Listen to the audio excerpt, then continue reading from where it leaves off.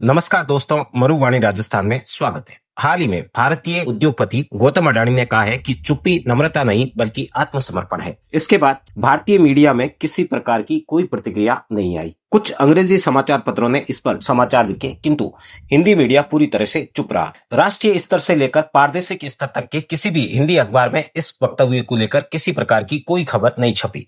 यहाँ तक TV channel पर भी इस बात को लेकर किसी प्रकार की बहस और प्रतिक्रिया देखने को नहीं मिली। गौतम अडानी की इतनी महत्वपूर्ण बात के बावजूद किसी प्रकार की प्रतिक्रिया ना होना अपने आप में सवाल पैदा करता है। गौतम अडानी द्वारा दिए गए वक्तव्य में किसी प्रकार की प्रतिक्रियाएं न आना या फिर उन्हें समर्थन नहीं दिए जाने का प्रमुख कारण गौतम अडानी द्वारा दिया गया वक्तव्य भारत के समर्थन में था। अगर उनके द्वारा वक्तव्य भारत के खिलाफ दिया गया होता तो अब तक नेशनल मीडिया पूरी तरह से इस मुद्दे में खो गया होता और टीवी चैनलों पर लंबी चौड़ी प्रतिक्रियाएं मिल रही होती, बड़ी बहस हो रही होती और साथ ही राष्ट्रीय अखबारों में कई प्रकार के हेडलाइंस और खबरें लिखी जाती, कई एडिटोरियल पेज भी लिखे जाते। अखबार के हर पन्ने पर कहीं ना कहीं गौतम अडानी की प्रतिक्रिया को लेकर समाचार होते, किंतु उनके द्वारा भारत समर्थन में वक्तव्य दिए जाने के कारण ये वक्तव्य खो गया। गौतम अडानी ने ये महत्वपूर्ण वक्तव्य 10 अक्टूबर 2025 को मुंबई के व्हिस्लिंग वुड्स इंटरनेशनल में आयोजित एक कार्यक्रम के दौरान दिया। इस कार्यक्रम का आयोजन भारतीय सिनेमा के दिग्गज राज कपूर और गुरुदत्त की शताब्दी वर्षगांठ के अवसर पर किया गया था। इसमें अडानी ने भारतीय सिनेमा और कहानी के कहने की शक्ति के माध्यम से भारत की वैश्विक पहचान को पुनः स्थापित करने के लिए आह्वान करते हुए कहा कि चुप्पी नम्रता नहीं आत्मसमर्पण है। अगर उनके वक्तव्य का गहरे भाव से अर्थ समझे तो नम्रता एक जानबूझकर की गई स्थिति होती है, वो ताकत होती है।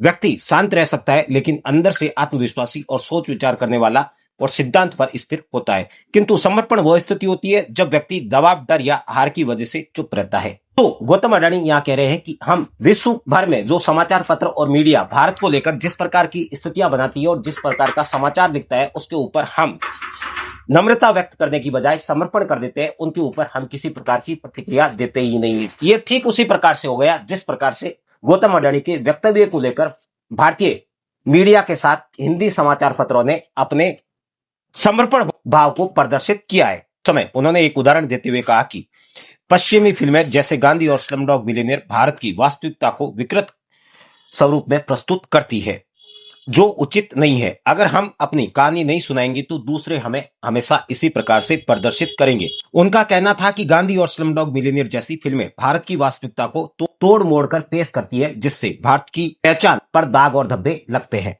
कहानी कहने की शक्ति की बात करते हुए उन्होंने कहा कि कहानियां केवल मनोरंजन नहीं बल्कि राष्ट्र की छवि का भी निर्माण करती है। जैसे कि अमेरिकन फिल्में टॉप गन और रॉकी ने अमेरिकी गौरव को स्थापित किया था, वैसे ही बॉर्डर ने भारतीय गौरव और भारतीय सेना के गौरव को स्थापित किया था। कुछ इस तरह की कहानियां और फिल्में आनी चाहिए जो राष्ट्र के गौरव को ऊंचा कर सके। व्यक्तिगत अनुभव की बात करते हुए उन्होंने कहा कि हिंडनबर्ग रिपोर्ट 2023 में आई थी, जिसके बाद अडानी समूह के बाजार मूल्य में $100 अरब की गिरावट आई।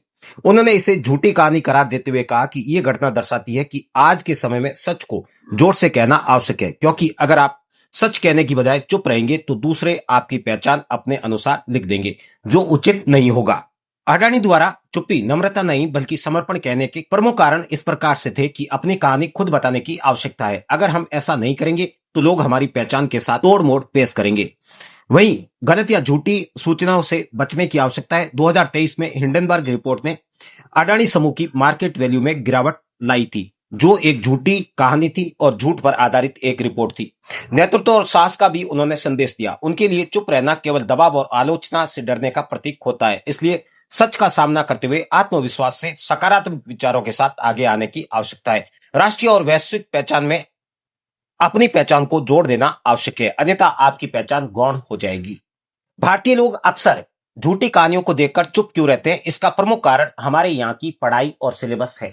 हमारा पाठ्यक्रम पूरी तरह से पश्चिमी देशों पर आधारित है, जो भारतीय गौरव की बजाय पश्चिमी गौरव को ऊंचा मानते हैं। ऐसे में यहाँ जो लोग पढ़ाई करते हैं वो पढ़ाई भारतीय गौरव को कमजोर करने में ही साबित होती है। जब तक व्यक्ति अपने विवेक का पूरी तरह से उपयोग नहीं करता है तब तक वो भारतीय गौरव उसे गौण ही नजर आता है, उससे पश्चिमी गौरव ऊपर नजर आने लगता है। यही प्रमुख कारण है कि भारतीय व्यक्ति जिसने भारतीय विश्वविद्यालयों से पढ़ाई की है उनके लिए भारतीय गौरव शून्य हो जाता है। हमारे विश्वविद्यालय का पूरा पाठ्यक्रम पश्चिमी होने के साथ रेफरेंस सिस्टम यानी संदर्भ की कला जो है वो भी पश्चिमी देशों पर आधारित है, वो भले शिकागो हो या फिर एपीए स्टाइल, उसमें पश्चिमी संस्कृति और सभ्यता का महत्वपूर्ण स्थान है, जिसके कारण भारतीय संस्कृति और सभ्यता का स्थान गौण हो जाता है।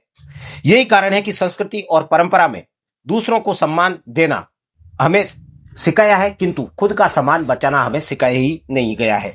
आलोचना और दबाव का डर, हमारी व्यवस्था में हमें जो सिखाया गया है वो हमेशा चुप रहना सिखाया गया है, जो उचित नहीं है। अगर हम बोलेंगे तो किसी प्रकार का विवाद हो सकता है, जिस डर के कारण हम कई बार बोलते ही नहीं है, जिसके कारण लोग हमारा अनावश्यक रूप से फायदा उठा लेते हैं। सामाजिक असमानता, जाति, वर्ग या धार्मिक स्थिति के आधार पर लोग अपनी खुलकर राय नहीं रख पाते हैं, जिसके कारण आवाज दब जाती है और इसका फायदा युग युगांतर से पश्चिमी देश लेते रहे हैं और आगे भी लेते रहेंगे, जब तक हम एकजुट होकर एक समान रूप से आवाज नहीं उठाएंगे और भारतीय गौरव को मजबूत नहीं करेंगे, तब तक ऐसा बार बार होगा।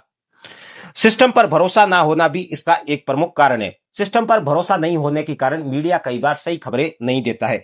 गलत कहानी को आगे पेश करना हमारी एक परंपरा बन चुकी है। हम सकारात्मक भाव की जगह नकारात्मक भाव को आगे लाते हैं। भले सोशल मीडिया ही देख लीजिए, वहां सकारात्मक पोस्ट को 1 लाइक तक नहीं मिलता है, किंतु नकारात्मक पोस्ट पे लाखों में प्रतिक्रियाएं आती है, जिसके कारण लोग नकारात्मक भाव को अधिक स्थान देते हैं। गौतम अडानी द्वारा कही गई बात पूरी तरह से सकारात्मक थी, जिसके कारण ये बात दब गई, किंतु ऐसा होना ठीक नहीं है। हमें गौतम अडानी की बात को आगे लेकर जाना होगा, जो कहती है कि चुप्पी नम्रता नहीं बल्कि आत्मसमर्पण है या समर्पण है। खास तौर से उस समय जब बात राष्ट्र गौरव की हो, तो राष्ट्र गौरव को ऊंचा करने के लिए हमें बोलने की आवश्यकता है। जो बात उन्होंने कही है, हम उस बात को ठीक मानते हैं। आप इस बात को क्या मानते हैं, कमेंट बॉक्स में अपनी राय जरूर दें। फिर मिलते हैं दोस्तों।